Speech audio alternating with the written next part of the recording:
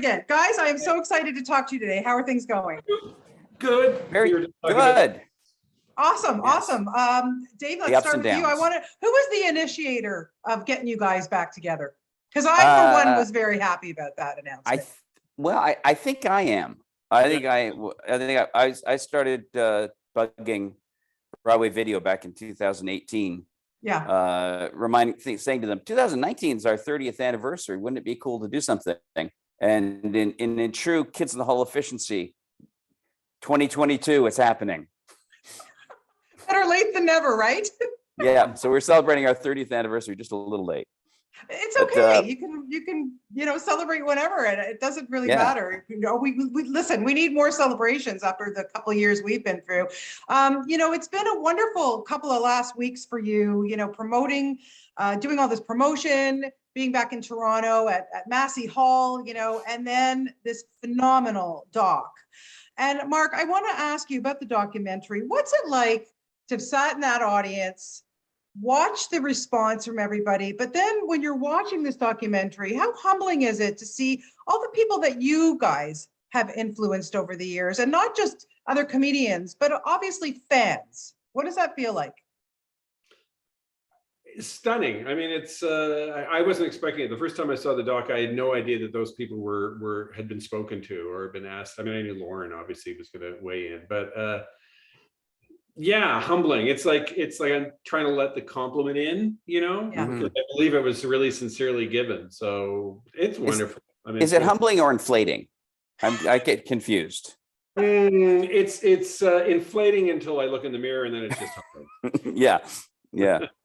It's a little bit of both, but it's it's so cool. Like, did you guys ever think, when you started this 30 years ago, what it would mean to people, Dave? Like, honestly, kidding aside, it's just truly a phenomenon. Well, for us, it's closer to 40 years ago that we all started working together. Yeah.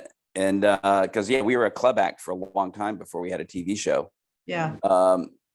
I don't think 40 years ago, I don't think any of us anticipated we would still be working together all these years later. I think it would have terrified us back then.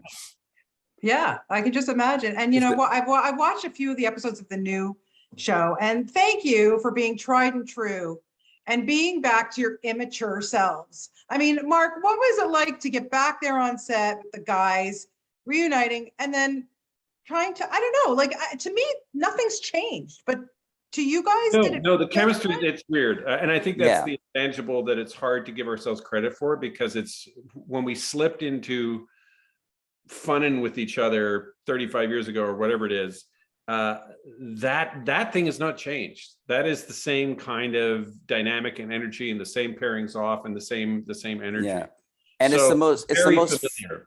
And it's, I don't know, for me, I think it's the most free flowing creative environment that I've ever been in.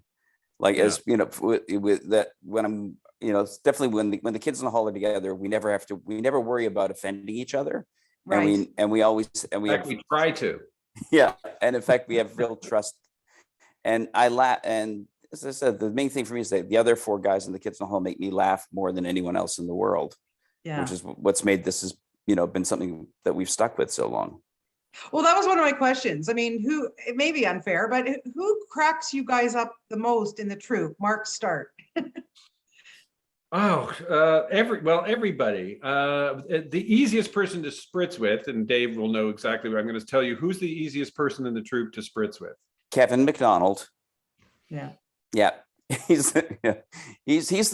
We all seek out Kevin because he makes each of us feel better about ourselves. Yeah, exactly. Well, because you guys are so, tried and true veterans of comedy, have you learned the secret of trying to keep a straight face? Like, I mean, you've done so many other things since, obviously, over the last few years, since Kids in the Hall started, but how hard is that? I don't know. We're professionals. So, that's part of the job. You break up on every take, and soon a producer is talking to you. Yeah, right. Yeah. Right. Money. Or the other person in the scene punches you in the head. Yeah. Or says, God damn it, I wish I hadn't cast you. I knew Dave would be better in this part. Damn. Can we just cut this bit? He's hopeless. He's hopeless. We try to stick to making each other laugh in our spare time, and not when there's like 100 people on the clock.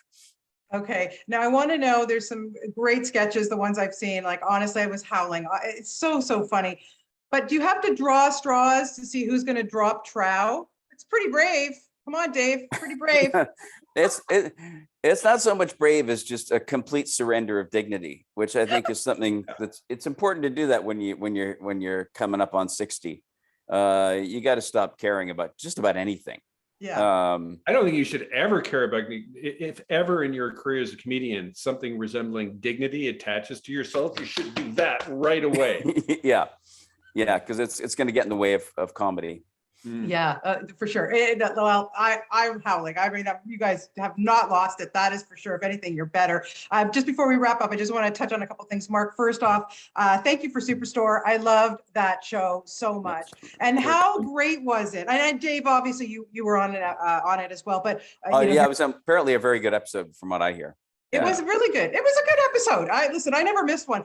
But Mark, to be able to work with the great Lauren Ash, another Torontonian, come on. Oh. She's fantastic. She's a force of energy. I think she's the star of the show. At the end of the day, Superstore. I mean, we're all good, and I'm particularly great. But she out of the gate just smashed it. People love Dina, and I think the Superstore catchphrase is "Shut up, Sandra," and that's her. Yeah, it was great. Yeah. And Dave, of course, for you, so many things.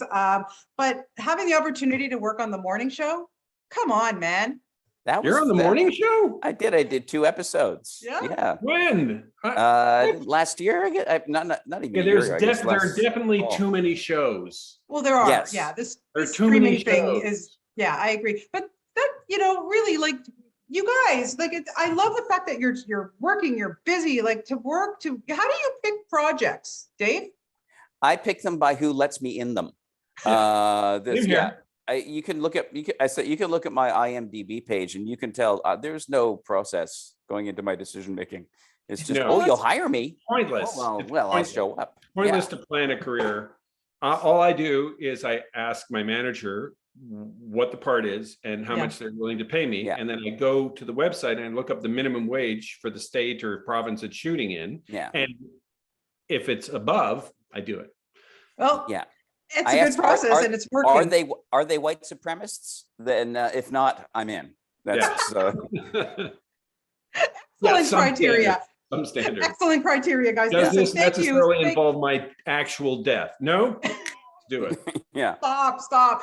Thank you so much for your time, both of you. I really appreciate it. And Dave, my brother Glenn is best friends with Paul Greenberg, so please say hi to Paul and Jackie. Oh, I will. I really appreciate it, and nice seeing you guys. Thank you so much for everything. Just remember Glenn, Superstore. Whatever. Okay. Exactly. You got it. Thanks, guys. Bonnie. Appreciate it. Take care. Bye.